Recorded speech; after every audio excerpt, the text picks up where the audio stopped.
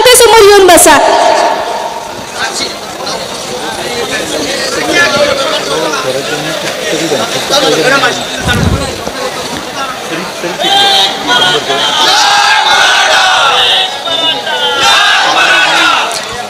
महाराष्ट्रात ज्यावेळेस यवनांच्या पायाखाली चिरडला जात होता, यवनांच्या आक्रमण आपल्यावर होत होती, ती थांबावी आणि आमच्या मराठ्यांना न्याय मिळावा म्हणून या हिंदवी स्वराज्याचं देखणं स्वप्न पाहणाऱ्या मासाहेब जिजाऊ शत्रूच्याही छावणीत राहून आपल्या मुलाने हे देखणं स्वप्न साकार करावं यासाठी शत्रूच्या छावणीत राहून बाळकडू पाजणारे शहाजीराजे आणि आपल्या माता पित्यांनी पाहिलेलं स्वप्न खऱ्या अर्थाने सत्यात उतरवावं आणि या मराठ्यांना कुठेतरी न्याय मिळावा, या यवनांच्या टापा कुठेतरी थांबल्या जाव्यात यासाठी प्रयत्न करणारे माझे छत्रपती शिवाजी महाराज आणि छत्रपतींनी निर्माण केलेलं हे स्वराज्य अबाधित राहावं यासाठी प्रयत्न करणारे धर्मवीर संभाजीराजे आणि ज्यांना आम्ही नेहमीच आमच्या समोर आदर्श मानतो तो आमचा पवित्र पावन भगवा ध्वज. सर्वांना मी त्रिवार मानाचं वंदन करते आणि माझ्या वक्तव्यास प्रारंभ करते. मराठा म्हणजे काय? मराठा म्हणजे काय? कीर्तनातील टाळ मराठा, वारकऱ्याच्या गळ्यातली माळ मराठा. कीर्तनातील टाळ मराठा, वारकऱ्याच्या गळ्यातील माळ मराठा. अहो या महाराष्ट्राची नाळ मराठा. बोला एक मराठा, एक मराठा. स्वराज्यासाठी सांडलेलं रक्त मराठा, स्वराज्यासाठी सांडलेलं रक्त मराठा. अहो दगडापेक्षाही दगड धोंड्यापेक्षाही सक्त मराठा. याहून पलीकडे दिल्लीचंही राखतो तख्त मराठा. बोला एक मराठा, एक मराठा. अब्दालीची हार मराठा, अब्दालीची हार मराठा. आकाशात भिरभिरणारी घार मराठा. अहो झेंडा अटके पार मराठा. बोला एक मराठा, एक मराठा.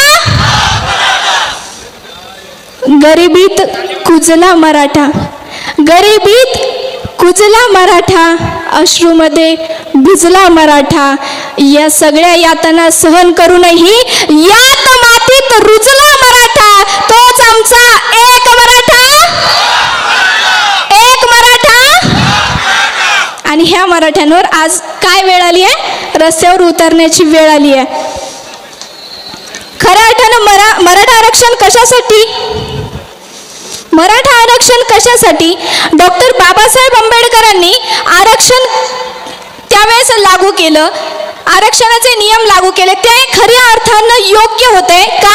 कारण विकासाची जी गंगा वाहत होती त्या विकासाच्या गंगेमध्ये कित्येक समाज हा विकासाच्या मागे राहिला, तोही विकासाच्या प्रवाहात यावा आणि त्यांनाही अनेक योजनांचा लाभ व्हावा आणि आपल्यासारखीच वागणूक त्यांनाही मिळावी यासाठी ते आरक्षण काढलं गेलं.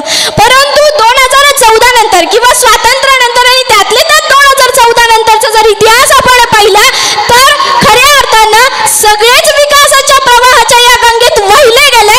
परंतु 2023चा इतिहास जर पाहिला तर या विकासाच्या गंगेत सगळ्यात मागे जो कोणी राहिला असेल तो आपला मराठा.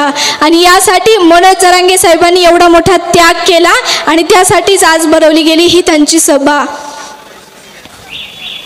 छत्रपतींचा इतिहास डोळ्यासमोर ठेवा. ज्यावेळेस आपल्या या राष्ट्रात, या महाराष्ट्रामध्ये, या राज्यामध्ये अशा काही घटना घडतात आणि या घटना डोळ्यासमोर आल्यानंतर प्रत्येक वेळेस प्रत्येक क्षणाला, प्रत्येक सेकंदाला छत्रपती शिवाजी महाराजांचा इतिहास उभा राहतो. इतिहासातला खूप गोड प्रसंग. एक छत्रपती शिवाजी महाराजांनी शाहिस्ते खानाची बोटं कापलेली प्रसंग सर्वांना माहिती आहे ना? शाहिस्ते खानाची बोटं छत्रपती शिवाजी राजांनी कापली होती.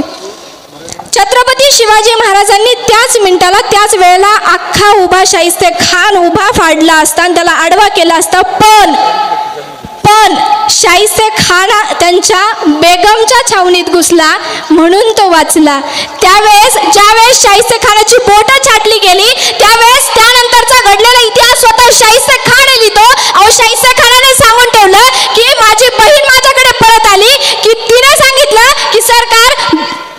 गजब हो गया सरकार, गजब हो गया, वो नरादम सिवा मेरी छोटी बेटी को उठा कर ले गया, गजब हो गया. आणि त्यावेळेस शत्रू असून सुद्धा शाहिस्ते खान सांगतोय ना पगली ना वसीवा किसी की गर्दन न मार सकता है, किसी की उंगली काट सकता है.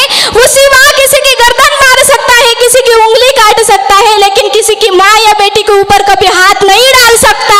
अहो हा मराठ्यांचा इतिहास त्या शत्रूंना माहित होता. शत्रूंना सुद्धा या मराठ्याच्या इतिहासाची शाश्वती होती. पण माझ्या याच महाराष्ट्राला, या स्वराज्याला असा काय कलंक लागला आणि अशी काय नजर लागली की ज्या महिला हक्काच्या मागणीसाठी रस्त्यावर उतरल्या त्यांच्यावर लाठीचार्ज करण्यात आला. असं काय झालं की त्यांच्यावर गोळ्या झाडण्यात आल्या. अहो हाच महाराष्ट्र होता ज्या काळात छत्रपती शिवाजी महाराज विरोधकांच्या स्त्रियांना सुद्धा चोळी बांगडीने त्यांची बोलवण करत होते, त्यांना आईचा सन्मान देत होते. आणि ज्या ठिकाणी महिला लढण्यासाठी समोर येईल ना त्या ठिकाणी जागेवर युद्ध थांबवलं जात होतं, कारण महिला समोर आहे तिचा आदर सन्मान व्हावा म्हणून. आणि इथे तर आम्ही आमच्या हक्कांसाठी लढतोय. आमच्या महिला रस्त्यावर उतरल्या तर आमच्या हक्कासाठी उतरल्यात आणि हक्क मागत असतानाही त्यांच्यावर लाठीचार्ज झाला. सगळ्यात मोठी लज्जास्पद बाब आहे. आणि त्याच्याहून लज्जास्पद बाब म्हणजे एवढं होऊनही पोलीस प्रशासनाच्या बाजूने बोललं गेलं, माझ्या मायमातांच्या बाजूने बोललं गेलं नाही, हे त्याहून जास्त लज्जास्पद बाब आहे.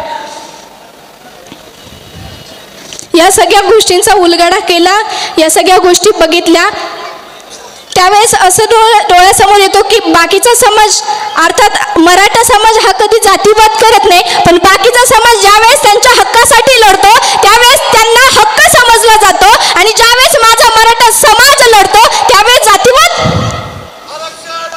हा कोणता विचारवंत, वारे तुम्ही विचारवंत, हा कोणता विचार? ज्यावेळेस बाकीचे लढतात त्यावेळेस तुम्ही त्याला हक्क म्हणतात आणि ज्यावेळेस आम्ही लढतो त्यावेळेस जातीवाद होतो. आम्ही तुमच्याकडे कुठल्याही प्रकारची भीक मागत नाहीये. आम्ही ना तुमचे बंगले मागतो, ना तुमची दौलत, ना तुमचे सातबारे. आम्ही फक्त मागतोय आमचा हक्क आणि तो आम्ही घेऊन राहणारच.